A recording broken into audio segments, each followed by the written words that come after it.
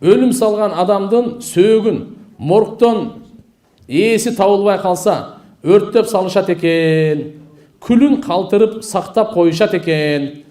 Ошол кылган адамдын ошо өлгөн адамдын жаназасы окулабы?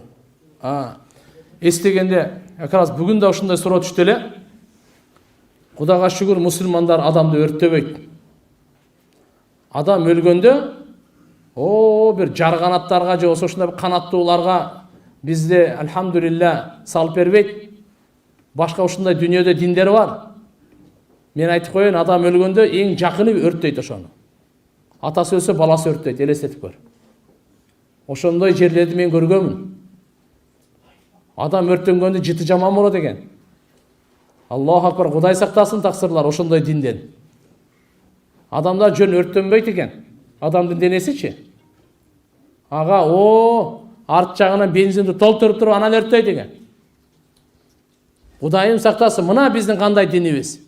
Адам өлсө жакшынакай көзүн жумуп, эгин байлап, колдорун түздөп, путтарын бармактарынан байлап, жакшынакай жаткырып, жууганда жакшынакай дарат алдыртып, сонун кылып кусул алдыртып, катуу кармабай, муздак ысык суу эмес, жылымылык суу менен атырдан сээп, пешенесине, алакан тизелерине, колдоруна жакшынакай кылып кепиндеп, жакшынакай жаназага чакырып, эл туугандардын бардыгын чакырып келип, ыраазычылыктарын алып, жакшынакай көтөрүп, далдан ийинде түшүрбөстөн туруп, бирөөңөр дагы жерге отурбагыла деген эскертүү берген.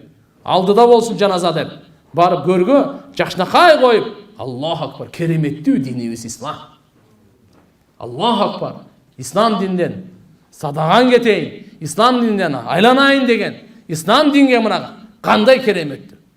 Бирок иншалла айтып атат эле, чет мамлекеттерде мына Москвада ошондой болгон экен да, окуяда дагы бүгүн дагы мына маселеге туган жооп берип коеюн. Адамды өрттөбөйт бизде. Кокусунан Кудай сактасын. Өрттөлүп кете турган болсо, ошонун күлүн алып келе турган болсо, жаназа окулбайт. Жаназа окулбайт. Жаназа денеге окулунат. Дененин жарымынын көбүнө окулунат.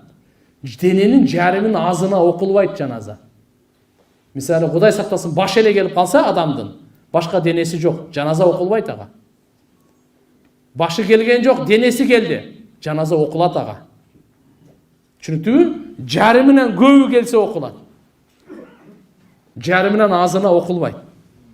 Күлгө окулбайт, эмне кылат эми? Эми көмүп коет, Куран окуп, сабабын багыштай берсин.